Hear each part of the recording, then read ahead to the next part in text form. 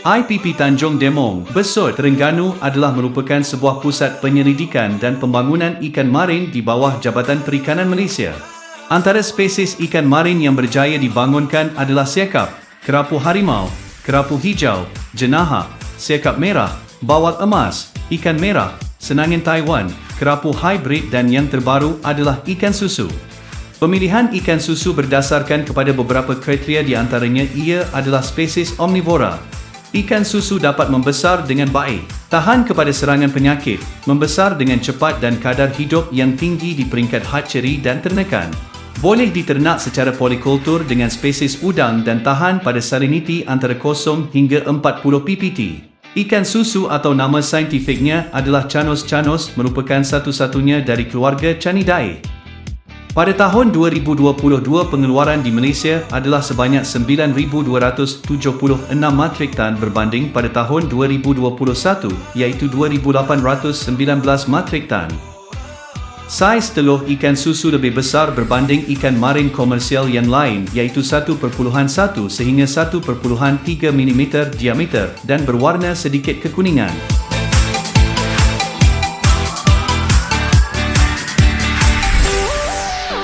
Penternakan larva ikan laut adalah aspek kritikal dan mencabar dalam aquakultur kerana ia melibatkan pembenihan larva dan penjagaan ikan semasa peringkat awal kehidupan mereka dari mula menetas hingga fase juvenil.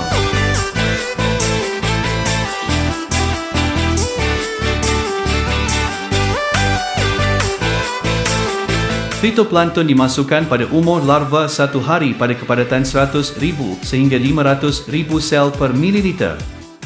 Rotifer mula dimasukkan dengan kepadatan 5 sehingga 10 individu per mililiter bila umur larva mencapai 2 hari selepas ditetaskan. Kadar rotifer ditingkatkan kepada 15 hingga 20 individu per mililiter bila masuk hari ke-7. Kadar kemasukan rotifer dalam tangki pembenihan dikira untuk mendapat kepadatan yang sesuai berbanding umur larva. Artemia yang baru menetas digunakan dengan kepadatan 0.5 hingga 2 individu per mililiter bermula pada hari ke-12. Teknik asuhan benih ikan susu boleh dipraktikan dalam kolam atau tangki. Walau bagaimanapun penggunaan kolam adalah lebih mudah dan kadar pembesaran lebih cepat. Kerana faktor pemakanan alami dan keselesaan ruang. Oleh kerana ikan susu tidak memakan sesama sendiri kadar hidupnya lebih tinggi. Dan pada peringkat asuhan ia dapat mencapai lebih 70%. Terdapat beberapa kaedah yang digunakan untuk pengeluaran ikan susu iaitu menggunakan tangki dan kolam. Pada umur 60 hari dalam kolam pembenihan ikan susu mencapai saiz 10 sehingga 12 cm dan sedia untuk dipindah dalam sangkar atau kolam ternakan. Pukat tarik jenis yang lembut dan saiz yang sesuai digunakan untuk penuaian benih bagi mengurangkan kecederaan. Ternakan ikan susu dalam kolam boleh diusahakan oleh penternak samada tangki, kolam, sangkar dan kandang. Diternak secara ekstensif, semi-intensif dan intensif. Ikan susu merupakan ikan yang cepat membesar pada peringkat ternakan. Ikan susu memerlukan diet dengan kandungan protein yang seimbang dan mencukupi semasa peringkat pembesaran.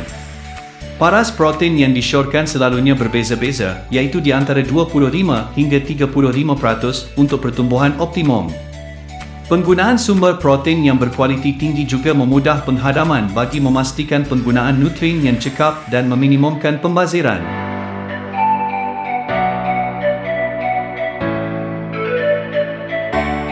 Pada peringkat pembesaran, jumlah pemberian makanan ikan harian bergantung pada berat badan, ianya antara 3 hingga 6%. Ikan yang diternak di dalam kolam mengambil masa selama 4 hingga 5 bulan bagi mencapai saiz pasaran 400 gram hingga 500 gram. Keperluan kandungan protein harian bagi ikan susu adalah antara 28 hingga 30%, ianya bagi memastikan pembesaran ikan secara optimum. Dengan itu, penternak dapat mengusahakan ikan susu 2 kali pusingan setahun.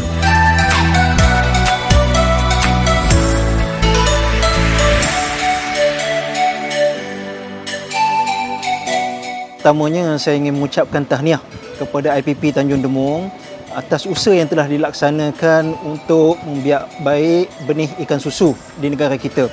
Ini adalah merupakan kejayaan yang cukup bersejarah di mana pertama kalinya Jabatan Perikanan berjaya menghasilkan pembenihan ikan susu di negara kita.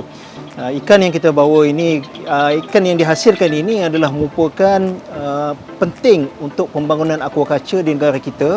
Dan pada hari ini saja IPP Tanjung Demong telah menghasilkan kira-kira 200 kilo ikan susu yang akan diternak di sini untuk dijadikan sebagai induk.